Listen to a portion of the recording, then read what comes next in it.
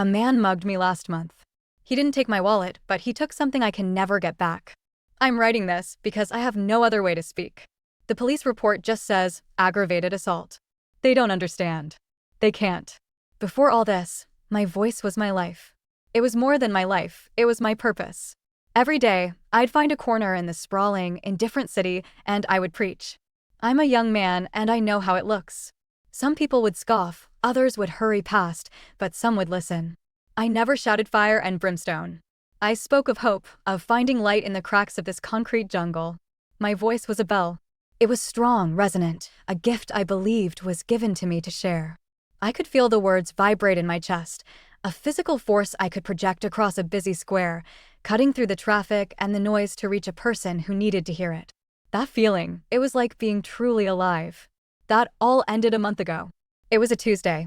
I'd finished late, my throat raw but my spirit soaring.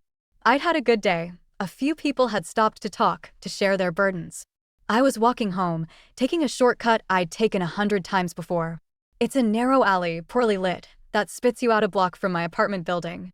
It always felt like a little secret passage, a moment of quiet between the roar of the main street and the hum of my residential block.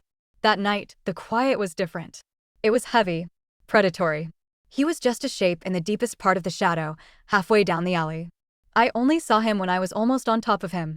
My first thought was of a homeless man, and my hand instinctively went to my wallet, not out of fear, but to give him what little cash I had. "God bless you, brother," I started to say. The words died in my throat. He wasn't a homeless man. He was wrong. Gaunt is the word, but it doesn't do him justice. It was like his skin was a size too big for the bones beneath, stretched tight over a frame that seemed impossibly thin. His eyes were just pits of shadow in the dim light. There was a smell, too, like damp, turned earth and old paper. He moved faster than I could react. One moment he was a shape, the next his hand was clamped on my arm. It was shockingly cold, a dead, bloodless cold that seeped right through my jacket. I did what anyone would do. I opened my mouth and I screamed. It was a good, solid scream, born of pure terror, full of all the power I put into my sermons. It should have echoed off the brick walls and brought people running. But it wasn't. The man, this stick figure of a person, didn't flinch. He didn't try to silence me.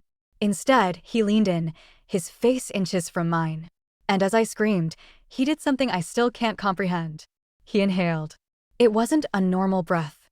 It was a deep, rattling, impossible inhalation, a vacuum. I felt it.